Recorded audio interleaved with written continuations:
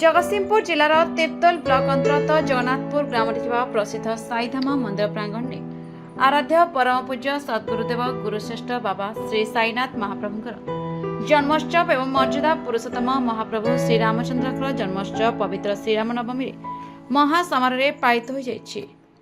ए उत्सव में सहस्राधिक भक्त मान गहन बाबा श्री साईनाथ महाप्रभु सुसज्जित पालिंकी पादुका एवं पताका को घंट मादल सिंह बाजा और घोरी सहित कलाहांडीर कटपा वाद्य को नहीं एक शोभायात्रा अनुष्ठित होता। यह शोभायात्रा उत्सव उपस्थित हजार हजार भक्तों मनमोहुवा सहित एक आध्यात्मिक परिवेश सृष्टि करथिला। ଏହି କାର୍ଯ୍ୟକ୍ରମରେ ସ୍ଥାନୀୟ ତିର୍ତ୍ତୋଲ ଥାନାର ଭାରପ୍ରାପ୍ତ ଆରକ୍ଷୀ ନିରୀକ୍ଷକ ଶ୍ରୀ ପ୍ରଦୀପ୍ତ କୁମାର ସେଠୀ ଏବଂ ଅନ୍ୟ ପୋଲିସ ଅଧିକାରୀ ଆଇନ ଶୃଙ୍ଖଳା ରକ୍ଷା କରିଥିଲେ। ସ୍ଥାନୀୟ ପୋଲିସର କଡ଼ା ସୁରକ୍ଷା ମଧ୍ୟରେ ବାବାଙ୍କ ଏହି ଶୋଭାଯାତ୍ରା ମନ୍ଦିରକୁ ବାହାରି ସମସ୍ତ ବଜାର ପରିକ୍ରମା କରିସାରି ପୁଣି ବାବାଙ୍କ ମନ୍ଦିରରେ ପହଞ୍ଚିଥିଲା। ଏହି ଆଧ୍ୟାତ୍ମିକ କାର୍ଯ୍ୟକ୍ରମ ଦେଖିବାକୁ ପ୍ରବଳ ଜନସମାଗମ ହୋଇଥିଲା। ସୁନନ୍ଦ ବିଶ୍ୱାଳ ସାଇଧାମ ମନ୍ଦିରର ଜଣେ ସାଧାରଣ ମେମ୍ବର। ସାଇ ବାବାଙ୍କର ଆଜି ସାଇଧାମ ମନ୍ଦିରରେ ଆମର ଦୀର୍ଘ 15 ବର୍ଷ ପୂର୍ବରୁ ପବିତ୍ର ଶ୍ରୀରାମ ନବମୀରେ ପ୍ରାଣ ପ୍ରତିଷ୍ଠା କରାଯାଇଥିଲା। ହଜାର ହଜାର ସଂଖ୍ୟାରେ ମହିଳା କଳସ ଶୋଭାଯାତ୍ରାରେ ବାବାଙ୍କୁ ଏଠି ପ୍ରାଣ ପ୍ରତିଷ୍ଠା କରିଥିଲେ ଏବଂ ସେହି ଦିନଠୁ ଆଜି ପର୍ଯ୍ୟନ୍ତ ମହାସମାରୋହରେ ପାଳିତ ହୋଇଯାଉଛି ସାଇଧାମ ମନ୍ଦିରରେ ରାମନବମୀ ଉତ୍ସବ ଏବଂ ମର୍ଯ୍ୟାଦା ପୁରୁଷୋତ୍ତମ ଶ୍ରୀରାମଚନ୍ଦ୍ର ମହାପ୍ରଭୁଙ୍କର ଜନ୍ମ ଉତ୍ସବ।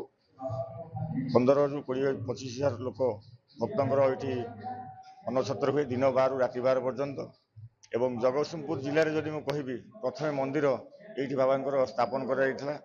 ବହୁ ମହିମା ଏଠି ବାବାଙ୍କ ପାଖରେ ଅଛି। ଅନେକ ଶ୍ରଦ୍ଧାଳୁ ଆସନ୍ତି ଏବଂ ଲୁହରେ ଲୁହ ଝରାନ୍ତି ବାବାଙ୍କ ପାଖରେ। ବାବା ତାଙ୍କୁ ଆଶୀର୍ବାଦ କରିଛନ୍ତି। ତାର ପ୍ରମାଣ ମଧ୍ୟ ଏଠି ସାଇଧାମ ମନ୍ଦିର ରହିଛି। ପଣ୍ଡିତ ସ୍ୱୟଂ ନିଜେ ବି ବାବା ତାଙ୍କୁ ଦର୍ଶନ ଦେଇଛନ୍ତି ଏବଂ ଏ ଟ୍ରଷ୍ଟର ସମସ୍ତ ମେମ୍ବର ଏବଂ ଏହି ଶୋଭାଯାତ୍ରାରେ ଆପଣ ଦେଖୁଥିବେ ହଜାର ହଜାର ସଂଖ୍ୟାରେ ମହିଳା ବାବାଙ୍କୁ ପାଲିଙ୍କିରେ ପାଛୋଟି ନେଉଛନ୍ତି ଏବଂ ସାରା ଓଡ଼ିଶାରୁ କୋଣ ଅନୁକୋଣରୁ ମହାମହା ବାଦ୍ୟ ପଟାପା ଅଘୋରୀ ଆପଣଙ୍କର ନିଶାଣୀ ସିଂହବାଜା ବିଭିନ୍ନ ପ୍ରକାର ଘଣ୍ଟ ଓଡ଼ିଶୀ ବହୁ ସମାରୋହରେ ବାବାଙ୍କର ପାଲିଙ୍କି ଶୋଭାଯାତ୍ରା କରାଯାଏ ଏବଂ ଅନ୍ନଛତ୍ର ଯଦି ଆପଣ ଦେଖିବେ ଦିନ 12ରୁ ରାତି 12 ପର୍ଯ୍ୟନ୍ତ ଅନ୍ନଛତ୍ର ସେବା ରହିଛି। ଯେକୌଣସି ଭକ୍ତ ଆସିବ ବାବାଙ୍କ ପାଖରେ ପ୍ରସାଦ ପାଏ, କାହିଁକି ନା ବାବା ତାଙ୍କ ଜୀବନରେ ପ୍ରତ୍ୟେକ ଦିନ ଖେଚୁଡ଼ି ଭୋଗ ସମସ୍ତ ଶ୍ରଦ୍ଧାଳୁଙ୍କୁ ଦେଉଥିଲେ ଏବଂ ଆଜି ଆମେ ମହାସମୟରେ ପାଳୁଛୁ କରୁଛୁ ସତ, କିନ୍ତୁ ଆମ ଗ୍ରହଣରେ ଆମର ସଭାପତି ଯିଏ ଏହି ମନ୍ଦିର ପାଇଁ ବହୁତ କିଛି ସଂଘର୍ଷ କରିଛନ୍ତି ଶ୍ରୀଯୁକ୍ତ କେଶବ ଚରଣ ମହାନ୍ତି, ସିଏ ଆମ ଗ୍ରହଣରେ ନାହାନ୍ତି, ଆମେ ତାଙ୍କୁ ହରାଇଛୁ। ଆଜି ଆମ ପାଖରେ ଆମର ସମ୍ପାଦକ ବିଷ୍ଣୁ ପ୍ରସାଦ ନାୟକ ଉପସ୍ଥିତ ଅଛନ୍ତି, ସଂଗ୍ରାମ ମହାନ୍ତି ଅଛନ୍ତି, ଟ୍ରଷ୍ଟର ଅନେକ ମେମ୍ବର ମଧ୍ୟ ଅଛନ୍ତି। ସେମାନେ ଆଜି ସମସ୍ତେ ସ୍ତବ୍ଧ ହୋଇଛନ୍ତି ସେଇ ସଭାପତିଙ୍କୁ ଆମେ ହରାଇକି। ତଥାପି ଅନେକ ଅନେକ ଶ୍ରଦ୍ଧାଳୁ ସେଇ ଯେଉଁ ଦୁଃଖଟାକୁ ଆମେ କ'ଣ ଆଉ ପ୍ରକାଶ କରିବୁ। ଗୋଟେ ଛାତ ଉପରୁ ଯେମିତି ଆମର ଗୋଟେ ମୁଣ୍ଡ ଉପରୁ ଛାତ ଚାଲିଗଲା ବୋଲି ଆମେ ଭାବୁଛୁ, କିନ୍ତୁ ତଥାପି ବାବାଙ୍କ ଆଶୀର୍ବାଦ ଆମ ଉପରେ ଅଛି। ଆମେ ସମସ୍ତେ ଏକ ହେଇ ଆଜି ଏହି ଶୋଭାଯାତ୍ରାରେ ସାମିଲ ହେଇଛୁ ଏବଂ ଆଶା କରୁଛୁ ଆପଣମାନଙ୍କୁ ମଧ୍ୟ ଏ ପ୍ରଚାର ପ୍ରସାର ହଉ ବାବାଙ୍କର, ସାରା ଜିଲ୍ଲା ଜାଣୁ ସାଇଧାମ ମନ୍ଦିରରେ ଏଇଭଳି ଫଙ୍କସନ କରାଯାଉଛି। ମୁଁ ଆଉ ବିଶେଷ କିଛି କହୁନି। ବାବାଙ୍କ ମହିମା ବିଷୟରେ ଯଦି କହିବି ତାହେଲେ ରାତି ସରିଯିବ। ମୋର ସକାଳ ରାତି ଏଇଠି କଟେ। ଏଇ ବାବା ହିଁ ବାବାଙ୍କ ପାଖରେ ମୁଁ ନିଜକୁ ସମର୍ପିତ କରିଛି ଏବଂ ଶେଷ ନିଶ୍ୱାସ ପର୍ଯ୍ୟନ୍ତ ତ୍ୟାଗ ପର୍ଯ୍ୟନ୍ତ ମୁଁ ଏଇଠି ବାବାଙ୍କ ପାଖରେ ନିଜକୁ ସମର୍ପିତ କରିଛି। विष्णु प्रसाद नायक साईधाम राम जो ट्रस्ट बोर्ड है से ट्रस्ट सेक्रेटरी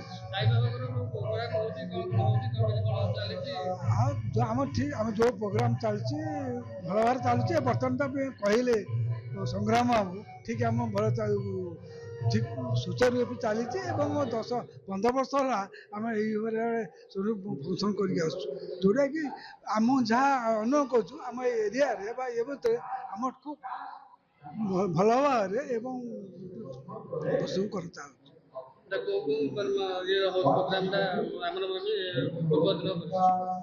बाबांकर बाबांकर महिमा तो कह बाबांकर आशीर्वाद ना किसी करी हेन तांकरी आशीर्वाद चली आम पूरा विश्वास बाबांकर से विश्वास रही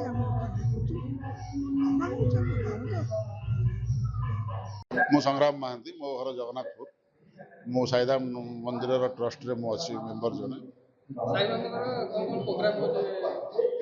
सब बड़ प्रोग्राम आज दिन में ही आम मंदिर उद्घाटन होता बाबांकर ये प्रतिष्ठा होता बाबांकर मंदिर ଆଜି ଦିନରେ ଆଜିଠାରୁ 10-15 ବର୍ଷ ପୂର୍ବରୁ ଆମେ ଆଡ଼ମ୍ବର ପୂର୍ଣ୍ଣରେ ଏଟାକୁ କରୁଛୁ। ରାମନବମୀ ଦିନ ହିଁ ମନ୍ଦିର ପ୍ରତିଷ୍ଠା ହୋଇଥିଲା ଏବଂ ରାମନବମୀ ଦିନ ହିଁ ଚବାଡ଼ି ଯାତ୍ରା ଆମର ବାହାରେ। ପ୍ରାୟ 25,000 ଲୋକଙ୍କର ଏଠି ସମାଗମ ହୁଏ ଏବଂ ଅନ୍ନଦାନ ବି 25,000 ଲୋକଙ୍କର ଫ୍ରି କିଚେନ୍ 25,000 ଲୋକଙ୍କର ପ୍ରାୟ ହୁଏ। ସକାଳ ଦିନ 12ଟାରୁ ରାତି 12ଟା ଯାଏ ପୁରା ଚାଲେ, ଅନ୍ନଦାନ ଚାଲେ, ଅନ୍ନ ପ୍ରସାଦ ଚାଲେ, ଯିଏ ଆସିବେ ସିଏ ଖାଇପାରିବେ ଏବଂ ମହାସମାରୋହରେ ଯେତେ ମାନେ ଓଡ଼ିଶାର ଯେତେ ଭଲ ଭଲ ବାଦ୍ୟ ଅଛି ଯେତେ ସବୁ ବାଦ୍ୟ ପ୍ରାୟ ଏଠିକି ଆସନ୍ତି ଏବଂ ବହୁତ ବଡ଼ ସମାରୋହରେ ବାବା ଯାଆନ୍ତି, ପାଲଙ୍କିରେ ଯାତ୍ରାରେ ଯାଆନ୍ତି ଏବଂ ଆସିକିରି ଏ ମନ୍ଦିରର ଆମର ଜଷ୍ଟ ଯେଉଁ 100 ମିଟର ପରେ ଆମର ଚବାଡ଼ି ମନ୍ଦିର ଅଛି, ସେଠି ବାବା ବିଶ୍ରାମ କରନ୍ତି। ବହୁତ ସୁରୁଖୁରୁରେ ଚାଲିଛି।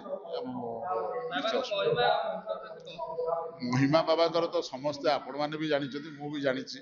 ତାଙ୍କ ମହିମା ମୋ କତିରେ ଶକ୍ତି ନାହିଁ ବଖାଣିବା ପରିକା। ଆଜି ଯାହା ହେଉଛି ସବୁ ସେଇ ହିଁ କରୁଛନ୍ତି। ତାଙ୍କ ମହିମା ଯଦି ମୁଁ ମାନେ ଆପଣମାନଙ୍କ ଏବେ କହିବି ତାହେଲେ ମୁଁ ମୋର ପେସେନ୍ସ ଲୁଜ୍ କରିବି, ମୋ ଆଖିରେ ଲୁହ ରହିବନି, କାରଣ ତାଙ୍କର ଅବଦାନ ଆମ ପ୍ରତି ସବୁ ଏତେ ଅଛି।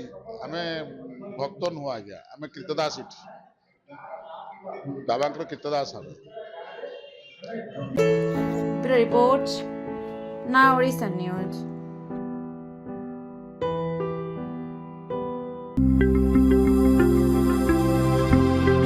लेटेस्ट न्यूज अपडेट पाई www.nowodisha.com को लॉगिन करंतु।